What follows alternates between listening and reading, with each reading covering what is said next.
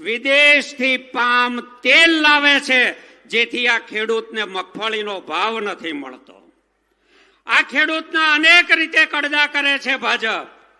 એ ભાવમાં કડદો કરે છે, એ આયાત નિકાસમાં કડદો કરે છે, એ સબસિડીમાં કડદો કરે છે, અને આવી માવઠા જેવી હોનારત આવે તો એ સહાય ચૂકવવામાં પણ કડદો કરે છે.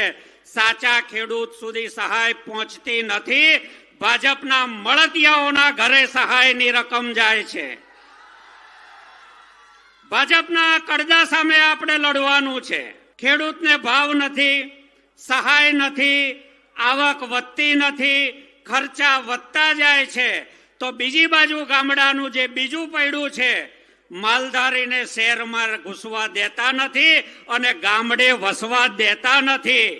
અહીંયા કોઈને વાડા આપતા નથી. જૂના વાડા છે ખાતે કરતા નથી. આજે માલધારી દરેક જ્ઞાતિનો છે.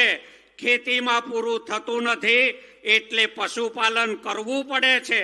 દરેક નાનો ખેડૂત થોડી ખેતી કરે છે, 2-4 ઢોર રાખે છે, અને ખેતી અને દૂધની આવકમાંથી પોતાના સંતાનોને ભણાવે છે.